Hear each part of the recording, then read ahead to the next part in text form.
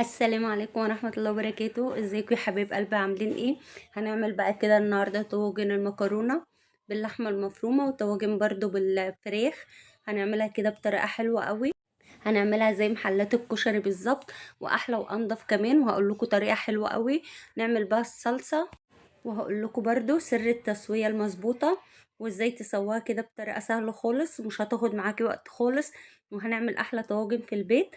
اول حاجة هنجيب كده طاسة فيها شوية زيت، وهحط كده لحمة مفرومة. هي اللحمة المفرومة كانت متجمدة معايا، فانا بصراحة ما كانش عندي وقت ان انا اسيبها تفك، فطبعا اتصرفت. هتشوفوا دلوقتي ابدأ كده افككها على النار بالراحة واحدة واحدة.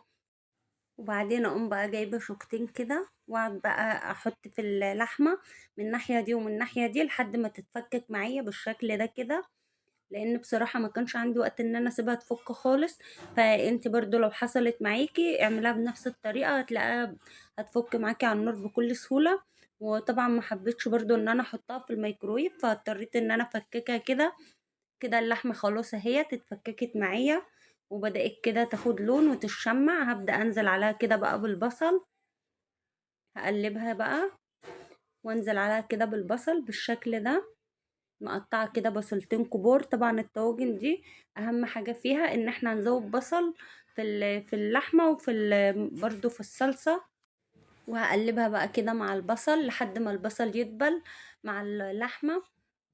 هسيبه بس يدبل، انا مش عايزاه يصفر ولا اي حاجه، ويا دوبك بس يدبل كده. واقوم نازله برضو عليه بالتوابل.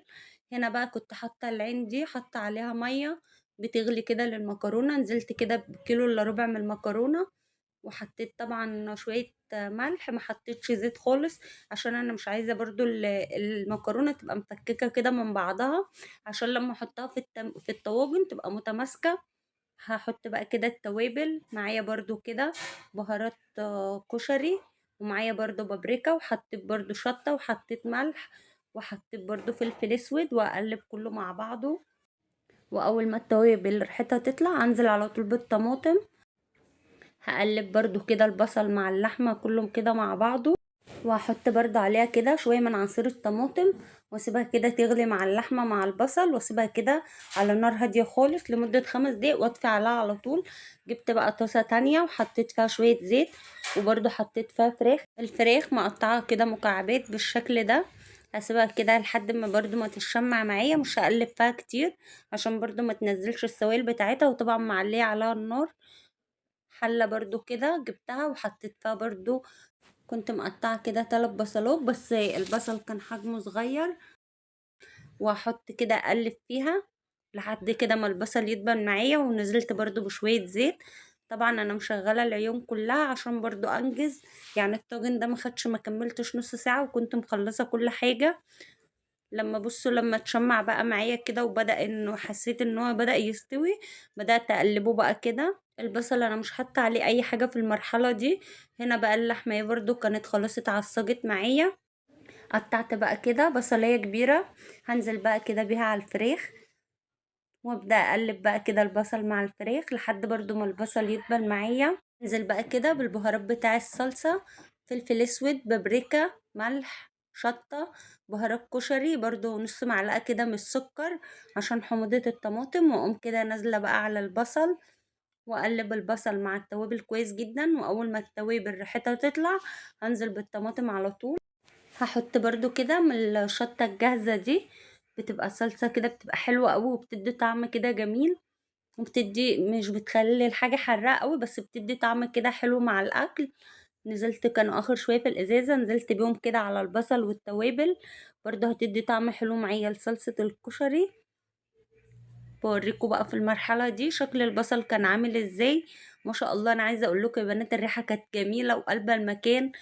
فرمت كده بقى كيلو ونص طماطم للكيلو الا ربع مكرونة بالظبط، لان الكشري والطواجن والحاجات دي بيحبوا الصلصة بزيادة شوية، واحنا بصراحة بنحب برضو الطماطم تبقى بزيادة في الكشري او في الطواجن، بتدي طعم حلو قوي. هسيب بقى كده الطماطم تغلي شوية على النار، انا مش عايزاها تتقل ولا تتسبك، لان احنا عايزين الصلصة تبقى خفيفة خالص. هحط كده توابل على الفراخ، حطيت كده معلقة من بهارات الفراخ، حطيت برضو معلقة نص معلقة فلفل اسود، حطيت برضو كمون، حطيت ملح.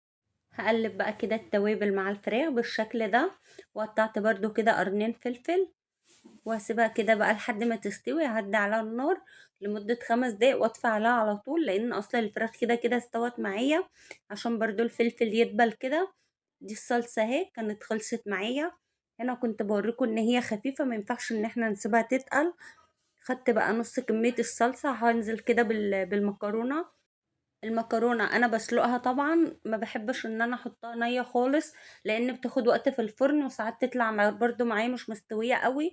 فكده اضمن واحلى ان احنا نسلقها كده على البوتاجاز. بس انا مطلعاها 3/4 تسويه، يعني مش مستويه تسويه كامله. واقوم بقى مقلباها كده في الصلصه، والصلصه سخنه، واقلبها كلها في قلب بعضها كده بالشكل ده. انا بصراحة من رأيي ان دي كده اضمن طريقة لتسوية المكرونة، يعني كده بتبقى سريعة واسهل، وبصراحة بتبقى احلى بكتير. بحب اقلب كده برضو الصلصة مع المكرونة، وهرجع احط برضو صلصة تاني، بتديها طعم حلو، ونغلفها كده بالصلصة وبالتوابل، هتدي طعم احلى بكتير.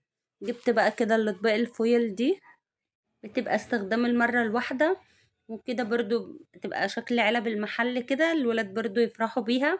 حطيت برضو كده صلصة بقى على الوش المكرونة بالشكل ده. هبدأ احط كده في كل طاجن، احط كده مغرفة من الصلصة.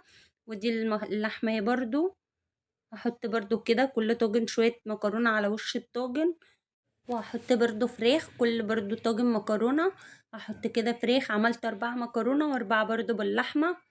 هعملهم برضو كده، واقوم مغطياهم بقى بالشكل ده، وادخلهم بقى كده الفرن على اعلى درجة حرارة، واسيبهم كده لمدة ربع ساعة بالظبط، لان اصلا كل حاجة كده كده مستوية، فمش هتاخد معايا وقت خالص، يا دوبك بس تدخل الفرن شوية ويبقى خلاص كده استوت. هقفل بقى كل العلب كده بالشكل ده. حطيتهم برضو كده على صاج، عشان برضو ما يتكسروش معايا وانا مدخلهم الفرن. وبعد ما طلعتهم اللهم بارك، ده كده شكلهم النهائي. ما شاء الله، عايزه اقول لكم يا بنات ان كان طعم الطواجن كان تحفه تحفه تحفه. بجد لو جربتوها هيعجبكم قوي. وعملناها في البيت كده بتكلفه اقل من المحلات بكتير، وانضف واحلى واطعم، وصدقوني بتبقى حلوه قوي، وكل حاجه في البيت بتبقى احلى وانضف بكتير من المحلات. بنروح نشتري الطاجن من بره دلوقتي ب45 جنيه، هتجيبي 8 طواجن، شوف هيكلفوكي كام. غير ان بيبقى حاطين لنا اصلا لحمه مستورده وحاجات مش نظيفه، وحاجه احنا مش عارفين مصدرها، لكن كده احلى وانضف بكتير. اتمنى كده ان يكون فيديو النهارده نال اعجابكم. ولو عجبكم بقى الفيديو ما تنسوش تشتركوا في القناه عشان يوصلكوا كل جديد. اشوفكم بقى على خير في فيديو جديد.